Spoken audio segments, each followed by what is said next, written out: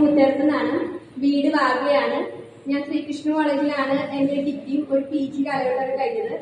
ഇപ്പൊ ഞാൻ ഇഗ്നൂല് sociology MA sociology first year student ആണ്. അതോടൊപ്പം തന്നെ ഞാനൊരു സെൻട്രൽ ഗവൺമെന്റ് സ്കീമില് ടെമ്പററി ആയിട്ട് തൃശ്ശൂരിന്റെ പ്രോഗ്രാം ഓഫീസറായിട്ട് വർക്ക് ചെയ്യുന്നുണ്ട്. ഇവിടെ ഈ ഒരു പരിപാടി നടക്കുന്നുണ്ടെന്ന് ചൈൽഡ് മാഷാണ് എന്നോട് പറഞ്ഞത്. സത്യം പറയാണെങ്കിൽ ഒരു കവിത അവതരിപ്പിക്കാൻ ഇന്നിപ്പോ മാഷ് പറഞ്ഞപ്പോ ഞാനൊന്നും തയ്യാറെടുത്തിരുന്നില്ല. അപ്പൊ എന്റേതായ ഒരു കവിത മുമ്പ് എഴുതിയിട്ടുള്ളതാണ്. കുറെ തെറ്റുകൾ ഉണ്ടാവാം, ക്ഷമിക്കണം. കാരണം എന്നെ പഠിപ്പിച്ച അധ്യാപകരും ഇത്തരം മഹത്തായ വ്യക്തികളൊക്കെ ഇവിടെ ഇരിക്കുമ്പോൾ എനിക്ക് കവിത ചെല്ലാനുള്ള ധൈര്യമൊന്നുമില്ല. എനിക്ക് കൂടിയും ഞാൻ മുന്നേ എഴുതിയ എന്റെ അമ്മയെ കുറിച്ച് എഴുതിയൊരു കവിതയാണ്. എന്റെ അമ്മ ഇല്ലാതായാൽ എനിക്ക് എങ്ങനെയൊക്കെയാണ്, നമ്മുടെയൊക്കെ അമ്മ ഇല്ലാതായാൽ നമുക്കുണ്ടാവുന്ന ഒരു ശൂന്യതയെ കുറിച്ചാണ് ഈ കവിത. അപ്പൊ ഞാൻ എന്റേതായ ഒരു ഭാഷയിലാണ് അത് ചൊല്ലുന്നത്. എന്റേതായ ടോണുകളൊന്നും ഞാൻ കിട്ടില്ല. ഞാനത് വായിക്കാം. അമ്മയില്ലാത്തിടം എന്നാണ് കവിതയുടെ പേര്. അമ്മയില്ലാത്തിടം ശ്മശാനത്തിന് തുല്യമാണ്. അമ്മയില്ലാത്തിടം എണ്ണ വറ്റിയിരിക്കുന്ന വിളക്കിന് തുല്യമാണ്. അമ്മയില്ലാത്തിടം തരിശുഭൂമിക്ക് തുല്യമാണ്.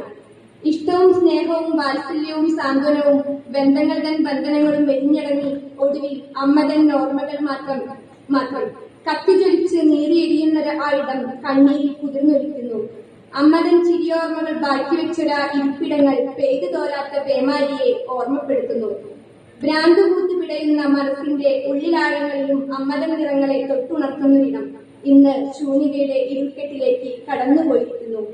അമ്മതൻ നിലയ്ക്കാത്ത ഒച്ചകളെ ആർപ്പുവിളികളാൽ ആഘോഷിച്ചിരുന്ന മുറികൾ ഇന്ന് നിറയൊടുങ്ങിയ കടലിന്റെ ശാന്തതയ്ക്ക് സമാനം. എന്റെ ചുട്ടുകൊള്ളുന്ന പനിച്ചൂടിൽ അമ്മയില്ലാത്ത എന്റെ അരികിലിടം വീട്ടാൻ മറന്ന സ്നേഹത്തിന്റെ നൈമിഷികങ്ങളെ ഓർമ്മപ്പെടുത്തുന്നു.